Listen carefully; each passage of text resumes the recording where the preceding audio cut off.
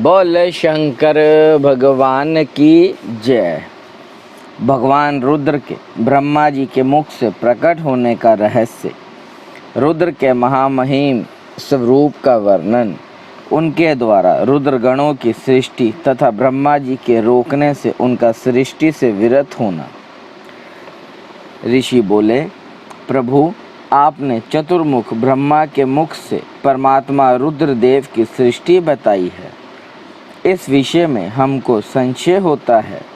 जो परले काल में कुपित होकर ब्रह्मा, विष्णु और अग्नि सहित समस्त लोक का संहार कर डालते हैं, जिन्हें ब्रह्मा और विष्णु भय से प्रणाम करते हैं, जिन लोक संहारकारी महेश्वर के वश में वे दोनों सदा ही रहते हैं, जिन महादेव जी ने पूर्व काल में ब्रह्मा और विष्णु को अपने शरीर से प्रकट किया था, जो प्रभु सदा ही उन दोनों के योग क्षेम का निवार करते हैं, वे आदि देव पुरातन पुरुष भगवान रुद्र अव्यक्ता जन्मा ब्रह्मा के पुत्र कैसे हो गए।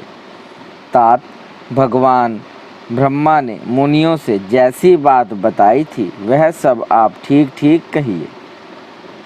भगवान शिव के उत्तम यश का श्रवण करने के लिए हमारे हृदय में बड़ी श्रद्धा है। वायु देवता ने कहा, ब्राह्मणों, तुम सब लोग जिज्ञासा में कुशल हो, अतः तुमने यह बहुत ही उचित प्रश्न किया है। मैंने भी पूर्व काल में पितामह ब्रह्मा जी के समक्ष यही प्रश्न रखा था। उनके उत्तर में पितामह ने मुझसे जो कहा था वही मैं तुम्हें बताऊंगा। जैसे रुद्रदेव उत्पन्न हुए और फिर जिस प्रकार ब्रह्मा और विष्णु की परस्पर उत्पत्ति हुई, वह सब विषय सुना रहा हूँ। ब्रह्मा, विष्णु और रुद्र तीनों ही कारणात्मा हैं।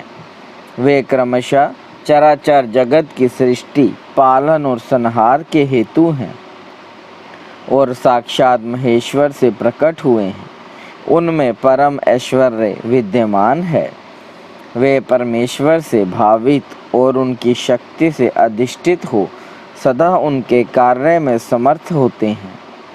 पूर्व काल में पितामह ने महेश्वर ने ही उन तीनों को कर्मों में नियुक्त किया था।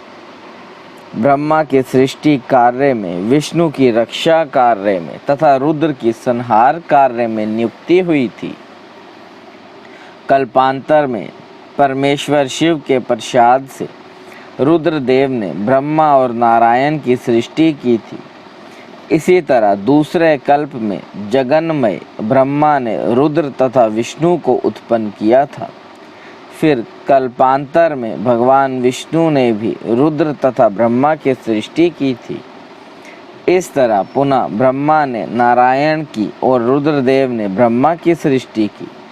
इस प्रकार विभिन्न कल्पों में ब्रह्मा, विष्णु और महेश परस्पर उत्पन्न होते और एक दूसरे का हित चाहते हैं।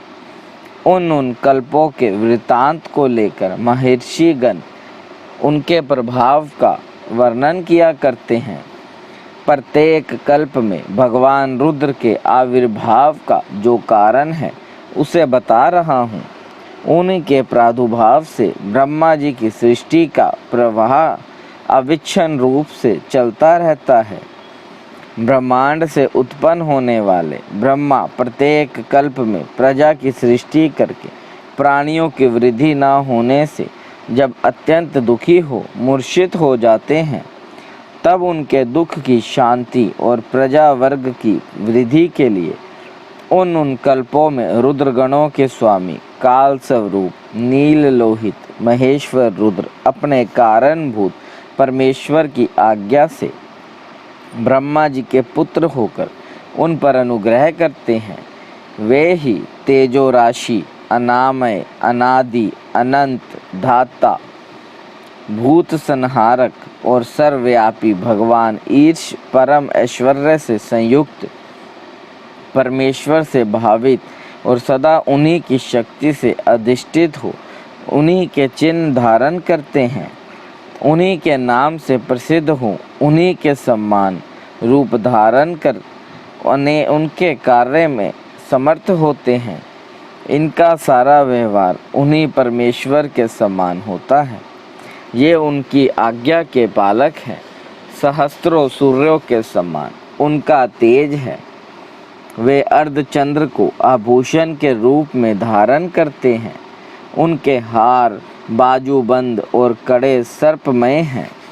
वे मूंज की मेखला धारण करते हैं। जलंधर, विरींच और इंद्र उनकी सेवा में खड़े रहते हैं तथा हाथ में कपाल खंड उनकी शोभा बढ़ाता है। गंगा की ऊंची तरंगों से उनके पिंगल वर्ण वाले केश और मुख भिगे रहते हैं। उनके कमनीय कैलाश पर्वत के विभिन्न प्रांत टूटी हुई दाढ़ वाले सिंह आदि वन्य पशुओं से आक्रांत है। उनके बाएं कानों के पास गोलाकार कुंडल झिलमिलाता रहता है।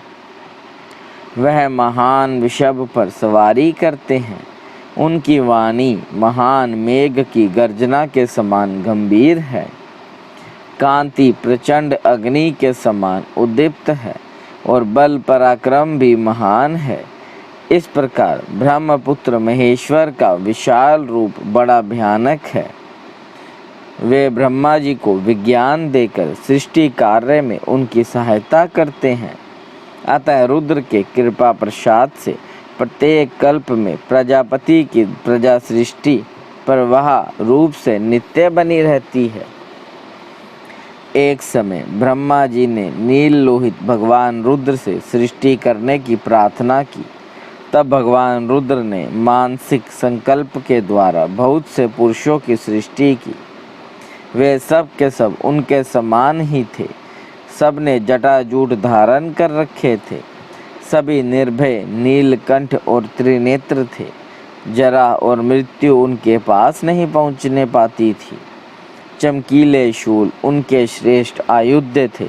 उन रुद्रगणों ने संपूर्ण 14 भुवनों को आच्छादित कर लिया था। उन विविध रुद्रों को देखकर पितामह ने रुद्रदेव से कहा, देव देवेश्वर, आपको नमस्कार है। आप जैसी प्रजाओं की सृष्टि ना कीजिए, आपका कल्याण हो। अब दूसरी प्रजाओं की सृष्टि कीजिए जो मरण धर्म वाली हो। ब्रह्मा जी के ऐसा कहने पर महेश्वर रुद्र उनसे हंसते हुए बोले, मेरी सृष्टि वैसी नहीं होगी। अशुभ प्रजाओं की सृष्टि तुम ही करो। ब्रह्मा जी से ऐसा कहकर संपूर्ण भूतों के स्वामी भगवान रुद्र ने रुद्रगणों के साथ प्रजा की सृष्टि के कार्य से निर्वृत्त हो गए। बोले शंकर भगवान की जय। ब्रह्मा जी के द्वारा अर्धनारीश्वर स्वरूप की स्तुति तथा उस स्तुति का स्तोत्र की महिमा वायुदेव जी कहते हैं।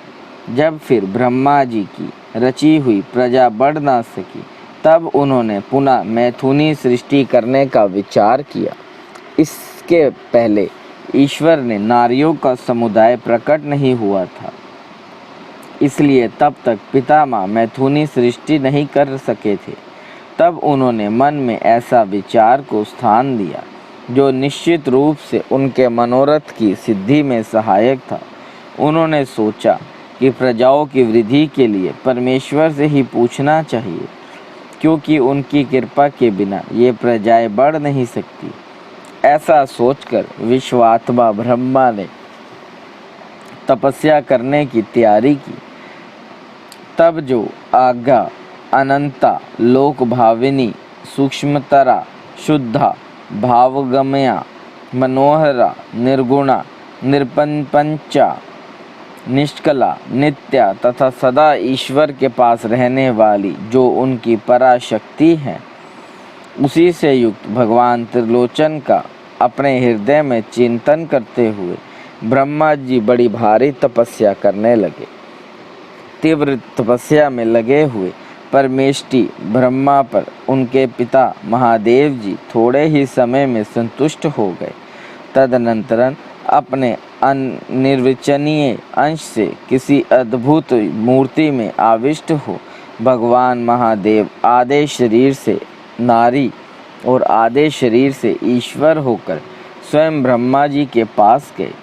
उन सर्वव्यापी, सब कुछ देने वाले, सत्य असत्य से रहित, अस्मत् उपमाओं से शून्य, शरणागत वत्सल्य और सनातन शिव को दंडवत करके ब्रह्मा जी उठे और हाथ जोड़ ब्रह्मा जी तथा महापार्वती की स्तुति करने लगे। ब्रह्मा जी बोले, देव महादेव आपकी जय हो, ईश्वर महेश्वर आपकी जय हो, सर्वगुण श्रेष्ठ शिव आपकी जय हो, संपूर्ण देवताओं के स्वामी शंकर आपकी जय हो, प्रकृति रूपिणी कल्याणमयी उमे आपकी जय हो, प्रकृति की नायिके आपकी जय हो, प्रकृति से दूर रहने वाली देवी आपकी जय हो, प्रकृति सुंदरी आपकी जय हो, अमोघ महामाया और सफल मनोरथ वाले देव आपकी जय हो, जय हो, अमोघ महालीला और कभी व्यर्थ न जाने वाले महान बल से युक्त परमेश्वर आपकी जय हो, जय हो, संपूर्ण जगत की माता उमे आपकी जय हो, विश्व जगन्मय आपकी जय हो, विश्व जगदात्री आपकी जय हो, समस्त संसार की सखी सहायिके आपकी जय हो, प्रभु आपका ऐश्वर्य तथा धाम दोनों सनातन है, आपकी जय हो, जय हो, आपका रूप और अनुचर वर्ग भी आपकी ही भांति सनातन है, आपकी जय हो, जय हो, अपने 3 रूपों द्वारा तीनों लोकों का निवारण पालन और संहार करने वाली देवी आपकी जय हो, जय हो, जय हो, तीनों लोकों अथवा आत्मा, अंतरात्मा और परमात्मा तीनों आत्माओं की नायिके आपकी जय हो, प्रभु जगत के कारण तत्वों का प्रादुर्भाव और विस्तार आपकी कृपा दृष्टि के ही अधीन है, आपकी जय हो, प्रलय काल में आपकी उपेक्षा युक्त कटाक्षपूर्ण दृष्टि से जो भयानक आग प्रकट होती है उसके द्वारा सारा भौतिक जगत भस्म हो जाता है, आपकी जय हो, देवी आपके स्वरूप का सम्यक ज्ञान देवता आदि के लिए भी असंभव है, आपकी जय हो, आप आत्म तत्व के सूक्ष्म ज्ञान से प्रकाशित होती हैं, आपकी जय हो, ईश्वरी आपने स्थूल आत्मशक्ति से चराचर जगत को व्याप्त कर रखा है, आपकी जय हो, जय हो, प्रभु विश्व के तत्वों का समुदाय और अनेक प्रकार के एक रूप में आपके ही आधार पर स्थित है, आपकी जय हो, आपके श्रेष्ठ सेवकों का समूह बड़े बड़े असुरों के मस्तक पर पांव रखता है, आपकी जय हो, शरणागतों की रक्षा करने में अतिशय समर्थ परमेश्वरी आपकी जय हो, संसार रूपी विश्व वृक्ष के उगने वाले अंकुरों का अनुमूलन करने वाली उमे आपकी जय हो, प्रादेशिक ऐश्वर्य वीर्य और शौर्य का विस्तार करने वाले देव आपकी जय हो, विश्व से परे विद्यमान देव आपने अपने वैभव से दूसरों के वैभवों को तिरस्कृत कर दिया है, आपकी जय हो, पंचविधि मोक्ष रूप पुरुषार्थ के प्रयोग द्वारा परमानंदमय अमृत की प्राप्ति कराने वाले परमेश्वर आपकी जय हो, पंचविध पुरुषार्थ के विज्ञान रूप अमृत से परिपूर्ण स्तोत्र स्वरूपिणी परमेश्वरी आपकी जय हो, अत्यंत भयानक संसार रूपी महारोग को दूर करने वाले वैद्य शिरोमणि आपकी जय हो, अनादि करकमल एवं अज्ञान रूपी अंधकार राशि को दूर करने वाली चंद्रिका रूपिणी शिवे आपकी जय हो, त्रिपुर का विनाश करने के लिए कालांगीन स्वरूप महादेव आपकी जय हो, त्रिपुर भैरवी आपकी जय हो, तीनों गुणों से मुक्त महेश्वर आपकी जय हो, तीनों गुणों का मर्दन करने वाली आपकी जय हो, आदि सर्वज्ञ आपकी जय हो। सबको ज्ञान देने वाली देवी आपकी जय हो। प्रचुर दिव्य अंगों से सुशोभित देव आपकी जय हो। मनोवांछित वस्तु देने वाली देवी आपकी जय हो। भगवान देव, कहाँ तो आप उत्कृष्ट धाम और कहाँ मेरी तुच्छ वाणी, तथापि भक्ति भाव से प्रलाप करते हुए मुझ सेवक के अपराध को आप क्षमा कर दे। इस प्रकार सुंदर उक्तियों द्वारा भगवान रुद्र और देवी का एक साथ गुणगान करके चतुर्मुख ब्रह्मा ने रुद्र एवं रुद्राणी को बारंबार नमस्कार किया। ब्रह्मा जी के द्वारा पठित यह पवित्र एवं उत्तम अर्धनारीश्वर स्तोत्र शिव तथा पार्वती के हर्ष को बढ़ाने वाला है। जो भक्ति पूर्वक जिस किसी भी गुरु की शिक्षा से इस स्तोत्र का पाठ करता है, वह शिव और पार्वती को प्रसन्न करने के कारण अपने अभीष्ट फल को प्राप्त कर लेता है। जो समस्त भुवनों के प्राणियों को उत्पन्न करने वाले हैं, जिनके विग्रह जन्म और मृत्यु से रहित हैं, तथा जो श्रेष्ठ नर और सुंदरी नारी के रूप में एक ही शरीर धारण करके स्थित हैं, उन कल्याणकारी भगवान शिव और शिवा को मैं प्रणाम करता हूँ। बोले शंकर भगवान की जय। देव देव महादेव, करुणा निधान, भक्त वत्सल्य शिव शंकर भोलेनाथ प्रसन्न होइए त्रिलोकीनाथ। सदैव अपने चरणाबिंदों में लगाए रखे, सद्बुद्धि प्रदान करे, कृपा दृष्टि बनाए रखे। सृष्टि के कर्ता धर्ता संहार हरता, आपसे ही जीवन आपसे ही मरण महादेव। बच्चा पुल्लनहार तुसी बख्शनहार त्रिलोकीनाथ, कृपा दृष्टि बनाए रखे। हर हर महादेव।